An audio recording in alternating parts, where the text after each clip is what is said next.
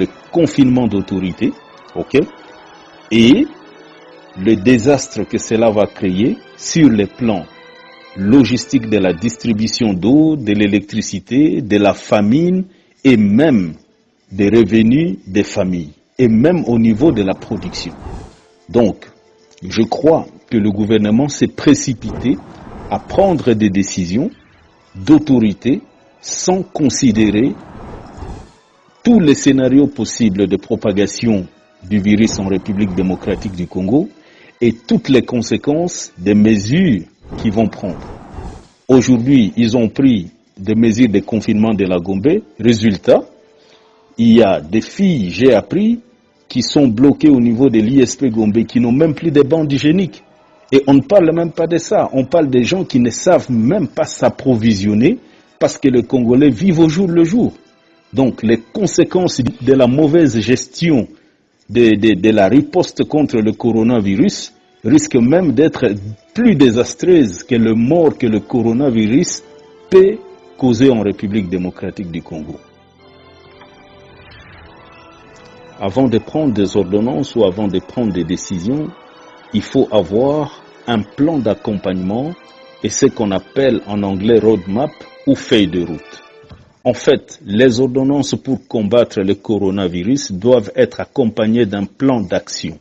Et dans ce plan d'action, la feuille de route doit préciser qu'est-ce qu'on fait, qui fait quoi, quand est-ce qu'on le fait et ça va nous coûter combien.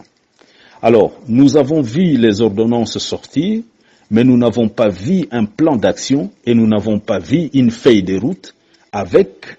des précisions sur quoi, qui, quand et combien. Alors, comment nous allons pouvoir suivre la riposte, comment nous allons pouvoir suivre les décisions ou les actions menées par les équipes qui gèrent la riposte contre le coronavirus, si nous ne connaissons même pas les plans d'action, si nous n'avons même pas une feuille de route et les objectifs. Et c'est de la même façon que le programme de 100 jours a été géré, on ne savait pas quoi, qui,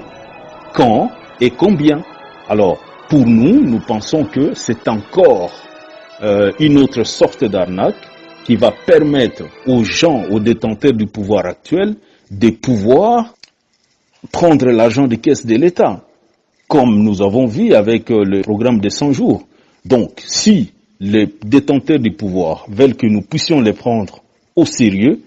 quand ils font des ordonnances comme ça, il faut que ces ordonnances, surtout pour la riposte contre le coronavirus, il faut que ces ordonnances s'accompagnent d'un plan d'action bien clair et d'une feuille de route. Et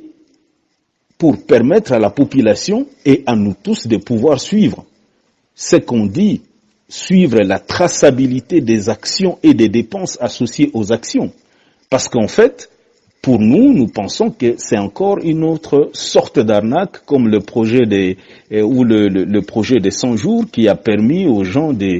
d'évaporer 370 millions de dollars où nous ne connaissons pas où c'est parti, où nous avons des sauts de moutons qui ne sont pas terminés, pendant que il y a 80% de la population congolaise qui meurt de faim, pendant qu'il y a des inondations à Uvira et dans toutes les villes du pays parce que les villes ne sont pas urbanisées, pendant qu'il y a l'insécurité à l'est du pays. Donc, chaque action que le gouvernement doit mener, si ils veulent qu'on le prenne au sérieux, ils doivent savoir accompagner ça d'un plan d'action bien détaillé, bien clair, et d'une feuille de route bien claire, avec les actions à entreprendre,